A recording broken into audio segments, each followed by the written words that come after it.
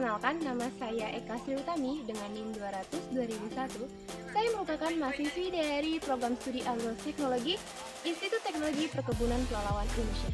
Pada video kali ini, saya akan melampirkan video hasil kegiatan praktikum dari mata kuliah Manajemen Perkebunan Kelapa Sawit dengan judul Tanaman Menghasilkan yang ada di lahan gambut. Sekian hasil perkenalan saya. Berikut saya lampirkan hasil kegiatan praktikum yang telah saya lakukan.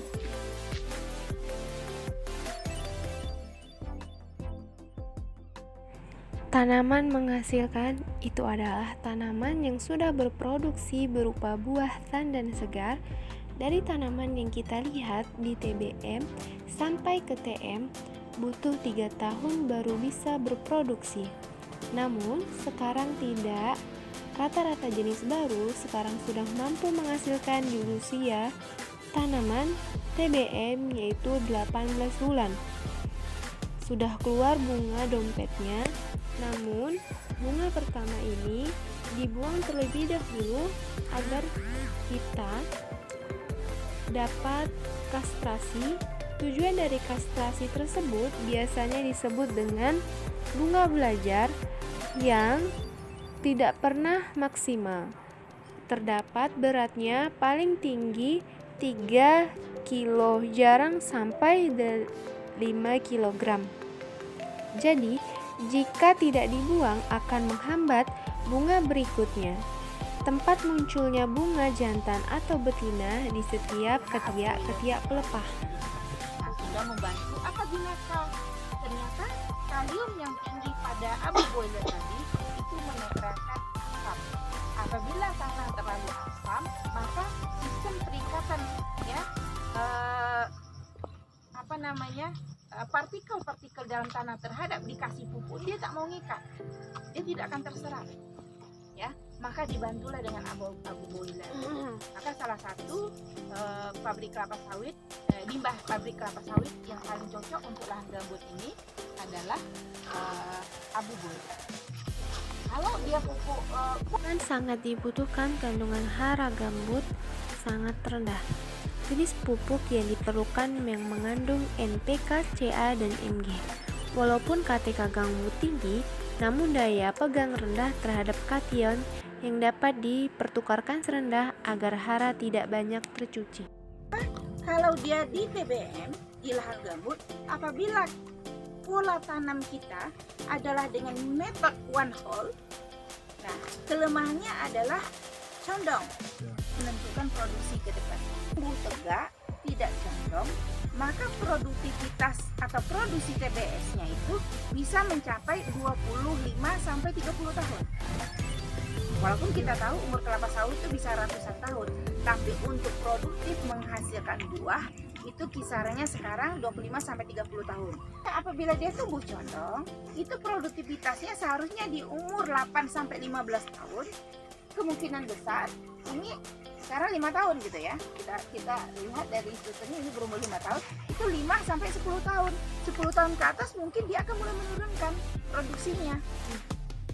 Nah, paling tinggi kriteria lahan itu mempengaruhi tanaman itu dikatakan produktif atau tidak. Ada 4 kriteria lahan. Ya. Ada kriteria lahan S1, S2, S3 dan S4. Nah, kalau S1 ini bagus banget, lahannya mineral, gizinya cukup, tidak kebanjiran, tidak kekeringan.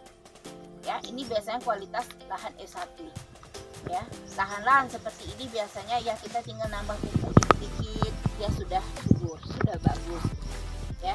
Kemudian yang kedua adalah lahan dengan kriteria sedikit ada kelemahan, misalnya berbukit, ya kan, berlembah, kemudian bergelombang.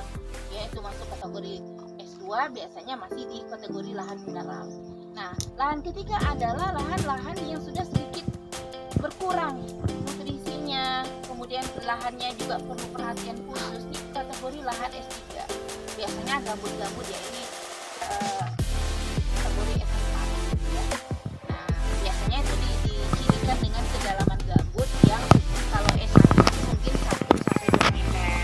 Kalau udah kategori S4 udah batas-batas yang boleh ditanam untuk kelapa sawit itu hanya 3 meter sampai 4 meter. Kalau lebih dari itu akan beresiko kita tersangkut hukum. Karena lahan gambut yang lebih dari 4 meter tidak boleh ditanam secara legal.